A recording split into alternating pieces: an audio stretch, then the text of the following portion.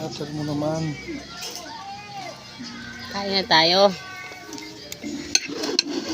Tatalo na ako. 40 pesos na lang.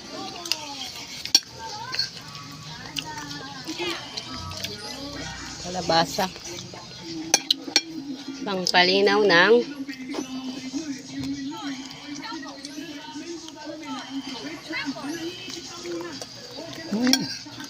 Hindi talaga. Ang pala ng sili na yun ka rin.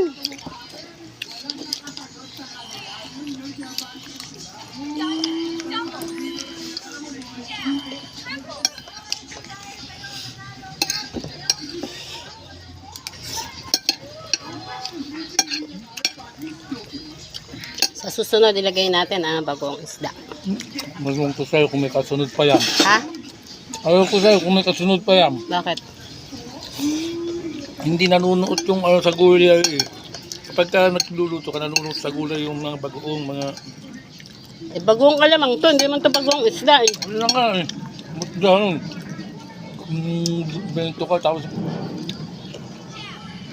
Pakbet nga gisa. Hindi to ano, dininding.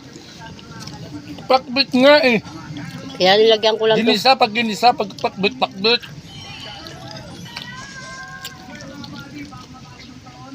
Nilagyan ko lang ng kamote para tumamis.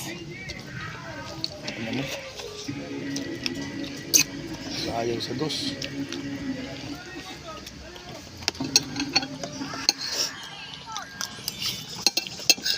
Franz, puro baboy lang kinain mo, hindi gulay ah. Yung pinggan mo, puro natira gulay.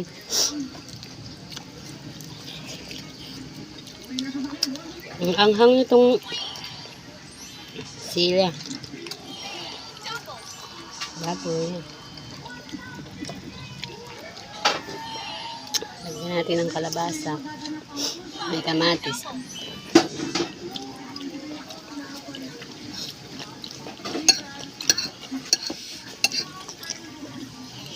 Okra. Sarap, mas masarap sana kung ano, bagong isda talaga. Kasi nanunuot yung sabaw.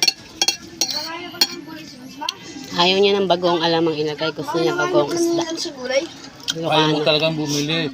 Ilocano kasi ha. Ang dami. Palengke yun eh. Sibling walang isda, dagbong isda yung... Gusto ko nga bagong alamang ang ilagay ko. Ilocano kay ako Bicol eh. Gusto ko gisang pakbit. Yung sayo diningding. Pakbet yun. Alin? Yung bagong isda. Kaya nga. Diningding yun. Sa akin ano, gisa ano. Gusto niya kasi bagong isda.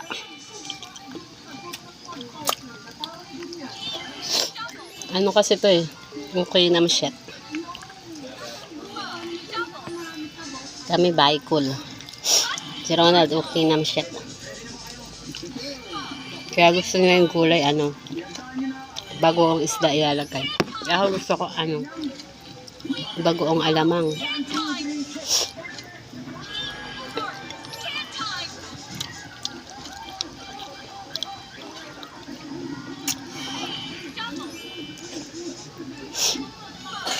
Sinipon ako sa ano. Sili. Hanghang pa lang to.